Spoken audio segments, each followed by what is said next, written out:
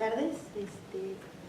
Bueno, yo soy pasante del Colegio de Geografía. Estoy actualmente haciendo mi tesis sobre líneas de costa en la costa de Chiapas. Estuve participando en los seminarios permanentes de cambio climático aquí en la UNAM, en el Auditorio Namor Carrillo. Y bueno, quería basar mi presentación, mi ponencia en una de las presentaciones que dieron hace algunos meses, que fue qué se esperaba del cambio, qué se esperaba de las políticas de cambio climático en Trump, con la administración de Donald Trump. Bueno, para empezar, quería citar un poco en la pasada conferencia de las partes de la Convención de las Naciones Unidas sobre el Cambio Climático, en la COP22, que se llevó a cabo en Marrakech en noviembre de 2016, se llevó a cabo un reporte de la situación mundial del cambio climático. En ella se alertó que los últimos 5 años han sido los más cálidos en los registros mundiales, detallando que el aumento del nivel del mar, el hielo en el océano Ártico y de los últimos 5 años es un 28% inferior al promedio de los 29 años anteriores. La Organización Meteorológica Mundial señaló que las temperaturas se acercan a la meta establecida por la COP21, junto con otros pronósticos alarmantes. El clima de la Tierra se está modificando radicalmente por la acción humana y pierde la facultad de protegerles la vida y los ecosistemas. Los peligros que corremos como especie se agudizan. En efecto, uno de los más grandes desafíos que enfrentan las sociedades actuales es hacerle frente al cambio climático, tanto para adaptarnos a las consecuencias como para revertirlas. Según los científicos del Panel Intergubernamental de Cambio Climático, este siglo es crucial para buscar una economía que funcione libre de combustibles fósiles. Y para esto los acuerdos de París representaban una esperanza, que fue considerada el mayor logro en materia ambiental de la historia. Ante esto, se da la sorpresa de que llega Donald Trump a la presidencia de Estados Unidos. Y bueno, en la conferencia anterior hablaban mucho sobre quién era Donald Trump. Yo hice un pequeño resumen, que podemos decir que no solamente es Donald Trump, sino también es todo el gabinete que tiene y todo el paquete de políticas que viene a implementar con su administración. Mucho se habla de este personaje, al ser uno de los empresarios más influyentes del mundo, incluso antes de ser nombrado presidente de Estados Unidos. Ni siquiera en los años de administración de George Bush se había visto una figura de pensamiento de extrema derecha a cargo de la Casa Blanca. Las palabras de Donald Trump, que mencionó al subir a la presidencia de Estados Unidos, anunciaban que ya se había anunciado desde su campaña, y cito: para cumplir mi solemne deber de proteger a Estados Unidos y sus ciudadanos, Estados Unidos se retirará del Acuerdo Climático de París. Esto lo dijo en los jardines de la Casa Blanca cuando tomó protesta el pasado enero. Desde su discurso abiertamente misógino, islamófobo, xenófobo, entre otros, denota que las políticas de las que pretende gobernar serán un reto importante, no solo para el pueblo estadounidense, sino para todo Estados Unidos y el resto del mundo. Aún antes de su nombramiento, Donald Trump ya se veía fuertemente criticado y, de hecho, justo en sus primeros días se fueron marcados por grandes manifestaciones en contra de su administración, como se había visto con la Women's March, que fue la marcha de las mujeres, que fue una de las más grandes protestas en la historia de Estados Unidos. Todo esto, además de las recientes muestras de resistencia que se han manifestado al interior del país norteamericano, como el movimiento de resistencia de los migrantes y de los pueblos indígenas en Milwaukee, que denuncian la implantación del oleoducto en Dakota. Entre estas protestas, un sector muy amplio de científicos considerados por el discurso que viene manejando en cuanto a la ciencia y el cambio climático, la llamada Marcha por la Tierra o March for the Earth, coincidió con el Día Mundial de la Tierra y fue replicada en varias ciudades de todo el mundo. Justo en los primeros meses, su manera de dirigir el país fue sumamente veleidosa, ya que al punto de que su gabinete no estuvo listo sino hasta semanas después, y estuvo gobernando mediante acciones ejecutivas que no fueron bien vistas por el pueblo estadounidense. Donald Trump no cedió, sin embargo, en negar que el cambio climático era resultado de la actividad humana, y ya desde sus primeros días en la presidencia dio de baja a todos los sitios gubernamentales que tenían que ver con la divulgación de la información sobre el cambio climático. A pesar de las críticas recibidas, no dio marcha atrás, y en los últimos días declaró que la salida de Estados Unidos del Tratado de de París sería, al ser este país, el segundo productor de emisiones del carbono, deja a la deriva el trabajo de mitigación y en la cuerda floja los acuerdos de frenar la subida de temperatura global en 2 grados. Pero bueno, antes de que Trump subiera al poder, ya era claro su discurso negacionista sobre el cambio climático. Por tanto, la salida de Estados Unidos al Acuerdo de París no es una noticia que no se esperara desde el pasado mes de abril. Por supuesto, las decisiones de Trump no son claramente apoyadas por los miembros de su gabinete, que obviamente pertenecen a su línea política. Los miembros del gabinete de Donald Trump son conocidos por ser una corriente corporativista que niega el cambio climático, pues dentro de ellos hay intereses de empresas transnacionales que carecen del interés científico de la misma corriente que no permitió que se cumplieran los acuerdos del Protocolo de Kioto. Cabe mencionar que este gabinete es además considerado por todo el mundo por ser uno de los más ricos en cuanto a sus ingresos y que tiene en su dirigencia a uno de los empresarios más importantes de todo el mundo en cuanto a producción petrolera. Uno de ellos es Rex Tillerson, que es fuertemente criticado por ser abiertamente negacionista al cambio climático. Pero además de todo, fue presidente de la compañía de ExxonMobil, la misma responsable de uno de los peores derrames de petróleo en la historia, que fue el tristemente famoso desastre del Exxon Valdez en Alaska en los años 90. Un transportador de petróleo se colapsó y envió a litros y litros de crudo hacia las costas de Alaska, y aún ahora tenemos las consecuencias de este desastre. Además de esto, Tillerson lidera Exxon desde el 2006 y esta compañía está siendo investigada por la Fiscalía de Nueva York por ocultar durante décadas sus propias conclusiones sobre el efecto humano en el cambio climático y en engañar a sus propios accionistas durante años. La compañía financió a negacionistas del calentamiento global, aunque bajo el liderazgo de Tillerson, la compañía aparentemente se alejó de ellos.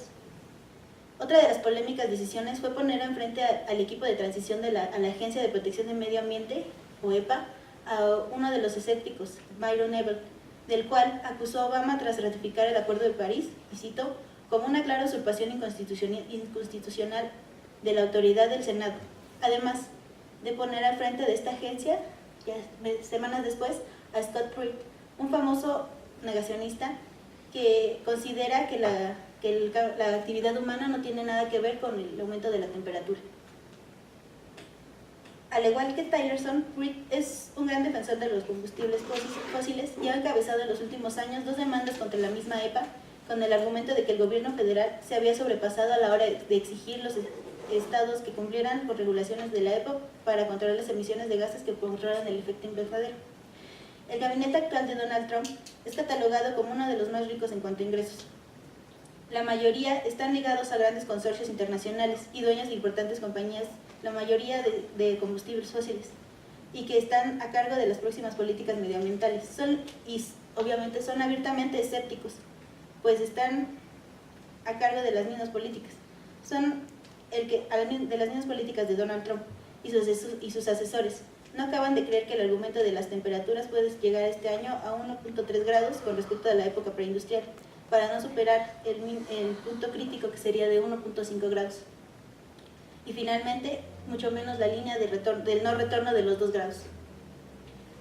Ante esto, podemos ver que Donald Trump no solamente es una figura negacionista, sino que antes de llegar a la presidencia ya tenía un discurso abiertamente negacionista, llegando a dar un Twitter diciendo, y cito, el cambio climático es un invento de los chinos. En octubre de 2016, Trump afirmó que su plan es eliminar entre el 70 y 80% de las regulaciones de la EPA. Los ecologistas norteamericanos temen, sin embargo, que su verdadera intención sea desmantelar esta agencia de protección al medio ambiente y propiciar una marcha atrás de más de 4 décadas, por lo cual los avances en materia de cambio climático también se verán afectados con sus consecuencias incalculables para el medio ambiente. En un artículo de la revista Scientific American en el 2016, se recopila múltiples opiniones de Donald Trump en cuanto al cambio climático. Incluso esta revista señala a Donald Trump como sus políticas como sorprendentemente ignorantes. Bueno, uno de sus ejemplos fue, pues ya como lo habíamos visto, el Twitter que dijo: el concepto de calentamiento global fue creado para y por los chinos con el fin de hacer que la industria manufacturera estadounidense no sea competitiva. Esto solo muestra que las políticas que se empezarán a dar en la nueva administración de los Estados Unidos, a pesar de que la comunidad científica pueda denunciar, la principal apuesta por la presidencia es revertir con una serie de órdenes ejecutivas las acciones llevadas a cabo por el plan de Obama en los últimos años. Empezando por el Clean Power Plan, cual era clave para la transición energética de Estados Unidos. El plan de energía limpia se establece como metas estatales por estado las reducciones de emisiones de carbono y ofrece un marco flexible en virtud del cual los Estados Unidos pueden alcanzar estos objetivos. La versión final de la norma reduciría las emisiones del sector eléctrico nacional en un 32%, por debajo de los niveles del 2005 para el 2030. Este era, según la Unión de Científicos, The Union of Concerned Scientists, uno de los avances más grandes en la historia de los Estados Unidos hacia la producción de energías limpias y renovables. Pareciera que el enemigo no es solo la transición verde, pareciera que el enemigo de Trump no es solo el cambio climático, sino la transición a los combustibles limpios y libres de combustibles fósiles. Sin embargo, podemos ver que esto no es tan sencillo. En materia de cambio climático, Estados Unidos ha tenido una postura conservadora en cuanto a sus políticas para mitigar las emisiones de gases de efecto invernadero. Según el científico Simón Lucatello, director de vinculación del Instituto Mora, el principal argumento del cual el gobierno de Estados Unidos es que las políticas ambientales están fuera de control y de las regulaciones que representan un freno de la economía americana. De fondo está el interés de las campañas americanas y transnacionales de garantizar las inversiones y las ganancias de las mismas. Es por eso que los acuerdos pasados como el Protocolo de Kioto han fracasado. Y si pues se ve el objetivo que las emisiones de GI se mantengan estables, tanto Estados Unidos como China, que son los mayores emisores del mundo, aún no lo ratificaron. A pesar de que Estados Unidos haya salido de los acuerdos de la COP21, este país tiene un historial de romper con los acuerdos internacionales en relación al medio ambiente. Por ejemplo, y cito algunos: el Estatuto de Biotecnología en Ingeniería Genética, los convenios de protección de agua y lagos fronterizos en 1978, de las Naciones sobre el Derecho del Mar en 1982, el de Basilea sobre el control de movimientos transfronterizos de desechos peligrosos en 1990, los protocolos de Estocolmo sobre contaminantes persistentes en el 2001, obviamente el de Kioto, el de Nagoya y el de Nagoya sobre biodiversidad y acceso a recursos genéticos en el 2014.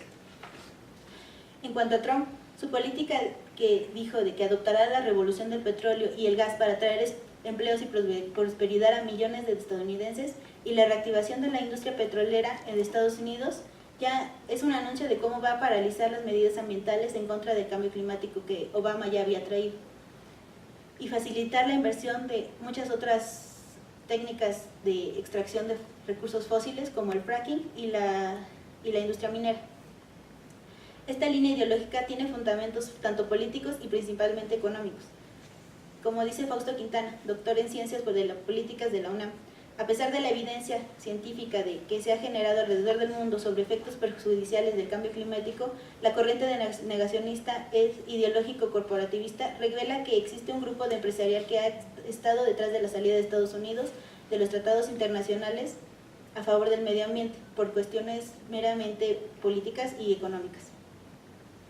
Otras de las medidas de Trump para implementar y que resultarán desastrosas contra la lucha del cambio climático destacan entre algunas el liquidar el plan de acción sobre el clima de Obama y eliminar el plan de energía limpia, aprobar el permiso del oleoducto de Keystone de Canadá y Golfo de México, levantar las restricciones sobre los combustibles fósiles, potenciar la producción de petróleo y de gas natural, eliminar la financiación que ahora mismo ofrece su país a los programas de la ONU para luchar contra el calentamiento global, reducir la financiación de agencias de protección ambiental, etc.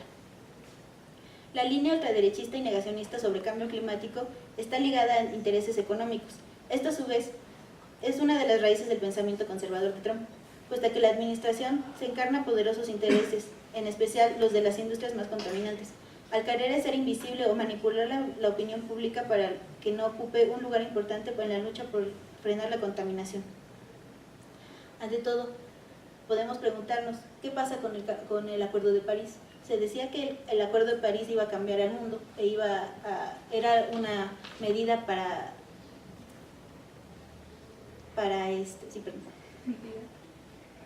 mitigar las emisiones de cambio climático. Bueno, ya sabemos cómo se llevan estas conferencias. Lo que pasaba en París fue que, al ser un acuerdo bastante ambicioso, al menos 55 países firmaron, y Estados Unidos y China también mostraron su interés en participar. Y se comprometieron en gestionar la transición a una economía baja en emisiones. Entre los acuerdos también se destaca que los países se comprometieron a discutir cada 5 años sus objetivos nacionales para reducir la emisión de GI.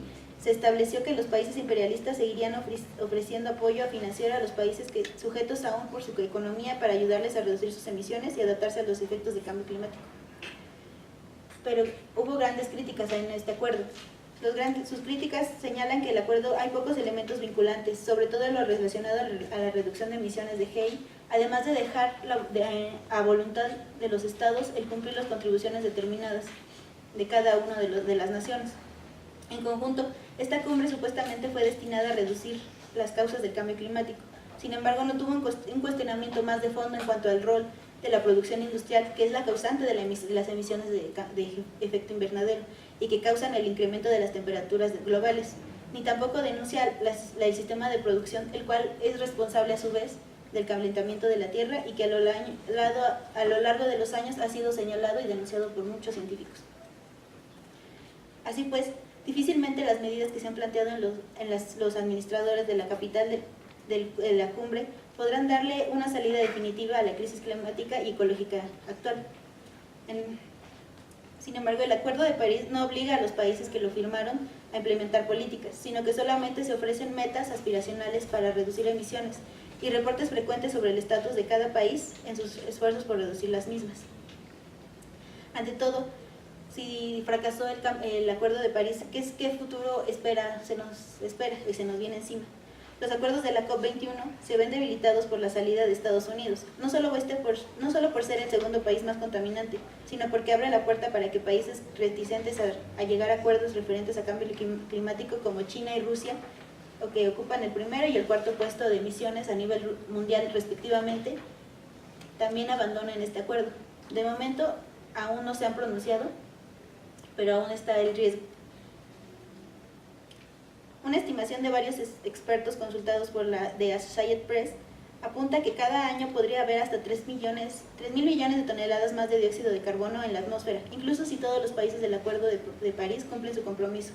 Excepto Estados Unidos, la Tierra podría calentarse hasta 0.3 grados centígrados más a finales del siglo.